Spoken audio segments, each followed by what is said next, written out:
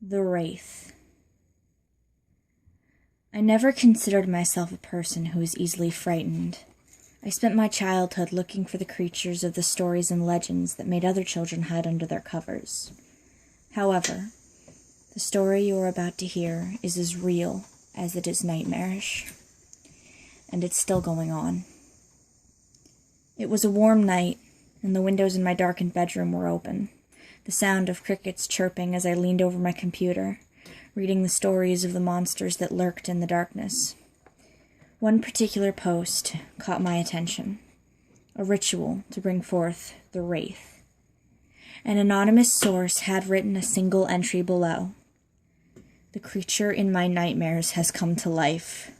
The thing, the wretched thing, comes to my bedroom at night. Please, for the love of God, never summon it. Well, naturally, I was intrigued. Doubtful, but intrigued. A spell that supposedly brought forth a monster? How could I pass up the chance? I hurried to my kitchen, pulling a container of salt, a knife, matches, and a candle, and gathering the objects in my arms, I headed back to my room. On the floor at the base of my bed, I poured the salt into a circle, setting the single candle in the center. I lit the candle then, and taking a deep breath, I placed the blade of the knife to my arm. Blood for power, I summon you. Bring forth the terrors of my dreams and fill the night with endless screams.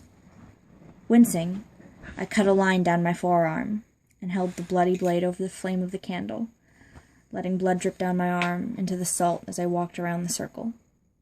Then, I waited. It was nearing 2 a.m, and nothing had occurred. I rubbed my bandaged arm, shaking my head. Sighing, I cleaned up the ritual circle, throwing the rug in the hamper. Nothing will come, I thought, climbing into bed. My body was heavy as my eyes closed. That was when the nightmares started. It was cold, dark. The forest was filled with dead trees, their branches reaching up like bony fingers into a pitch-black sky. I looked around, and my breath pluming out before me in little puffs of steam.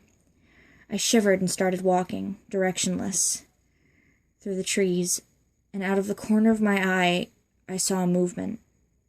Something, perhaps one of the branches of the trees, moved, as though it were a hand, its long, gnarled fingers wiggling up. Stepping closer to the movement, I got a better look at whatever it was moving in the tree. It was dark, the color of the gray-black trees, and its skin was having this same rough, disgusting texture as the rotting bark. Its body was long, and its arms and length seemingly the same length. In each of its fingers was sharpened to a point. Its face, that terrible face with the black, empty eyes. No, they weren't eyes. They were holes gaping at me, black and cold. It opened its mouth, leaning its face towards me, its breath like decay, the fangs it bared, the rows and rows of sharp black teeth were swarmed by maggots falling out of its lipless grimace. It reached toward me, with those horrible fingers inches from my face. I woke up in a cold sweat, my chest heaving. My eyes darted around the room, seeing nothing. I sat up, further inspecting. Taking a deep breath, I stood and closed the window, locking it. The tree outside my house swayed in the breeze, a disturbing creaking sound coming from the branches.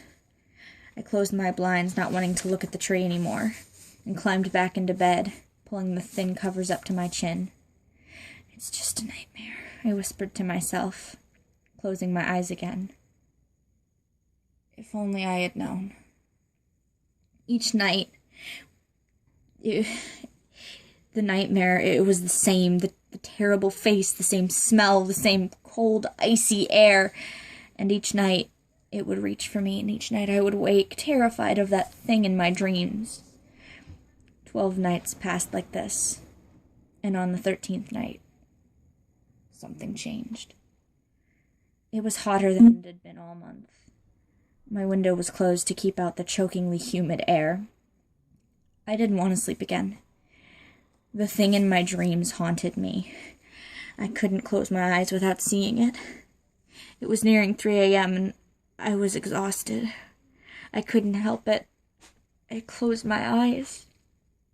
It was only for a little while before I was awoken by this terrible creaking sound.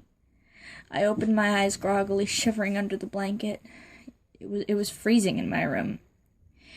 And then my eyes snapped open when I realized it was so cold. Sitting up in my freezing room, my breath came out in little plumes of steam, and as I looked towards the window, I could see the frost.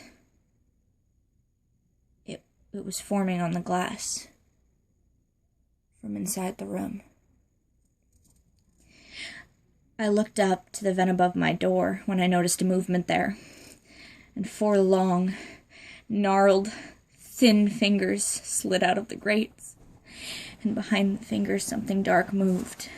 A hiss, cold and loud and sounding like breaking ice, shattered in the silence of my room. My breath was coming out in little gasps, my body shaking with this overwhelming fear as this thing shoved the grate out of the wall. It hit the floor with a sharp metallic clatter, but I couldn't take my eyes off the opening. 2 long, terrible arms reached out, spreading over the wall on either side as it drug itself from the vent. Its face, that eyeless face with a rotting, maggot-filled mouth, emerged from the darkness, climbing like a spider down my wall. Its body, even more grotesque than it was in my dreams, and that horrible smell, the rot and decay of death, filled my bedroom. It slunk to the edge of my bed and paused there, and I pulled my legs up, curling into a ball, never taking my eyes from the thing. It tilted its head like a curious child, and I shivered, my breath coming out in trembling gasps. Its terrible mouth spread into a demonic grin as it leaned toward me. I leaned back as far as I possibly could, trying to make the thing go away by sheer force of will, and then it climbed onto my bed, sitting right in front of me. Its foul breath blowing on my face as the maggots fell from its teeth, and it simply watched me. An hour passed this way before it finally let out a terrible screech, leaping backwards into the vent it came from. Every night it does this, and each night it is more and more sinister in how it moves. It's a predator stalking its prey. I know that soon it will come for me, and this time it will do what it has prepared for each night. Soon those fangs will be ripping out my flesh, ripping it open so it can devour my heart. This is the final message to those out there. Never summon the Wraith.